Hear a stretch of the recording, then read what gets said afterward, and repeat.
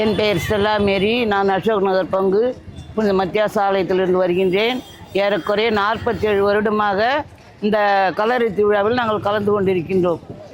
இருப்பினும் இந்த வருடம் சீரும் சிறப்புமாக ஃபாதர் தைனிஸ் அவர்களோடு இணைந்து இன்றைக்கு வெகு விமரிசையாக இந்த கல்லறை தோட்ட திருவிழாவில் நாங்கள் அனைவரும் கலந்து கொண்டு பாடல் பாடி ஜபமாலை ஜபித்து இறைப்புகள் கூறி ஆண்டவர்களிடம் மரித்த ஆன்மாக்களுக்காக ஒப்பு கொடுத்தோம். மேலும் மாசில்லாத குழந்தைகள், அதாவது கருவறையிலே சிதைக்கப்பட்ட குழந்தைகள் என்றால் மாசில்லாத குழந்தைகள், அந்த மாசில்லாத குழந்தைகள் எவ்விதமாக இயேசு பிறந்தவுடன் 2 வயதுக்குட்பட்ட ஆண் குழந்தைகளை கொல்ல வேண்டும் என்று ஏரோது அரசன் துடித்தானோ, அந்த இதில் இயேசு அகப்படுவார் என்று அவன் நினைத்தான். ஆனால் அன்று இயேசு அவர் அகப்படவில்லை.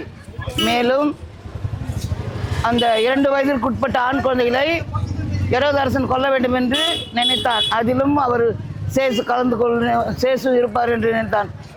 ஆனால் அவருடைய எண்ணம் எடுபடவில்லை.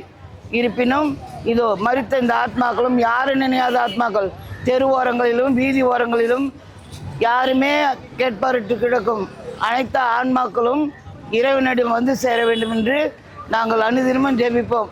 யாருக்காக எங்கள் குடும்பங்கள் மரித்த அனைத்து ஆன்மாக்களுக்காகவும், எங்கள் பங்கில் மரித்த அனைத்து ஆத்மாக்களுக்காகவும், ஏன் இந்த உலகத்தில் உள்ள மரித்த அனைத்து ஆத்மாக்களுக்காகவும் நாங்கள் ஜெபமாலை சொல்லி ஜெபிப்போம்.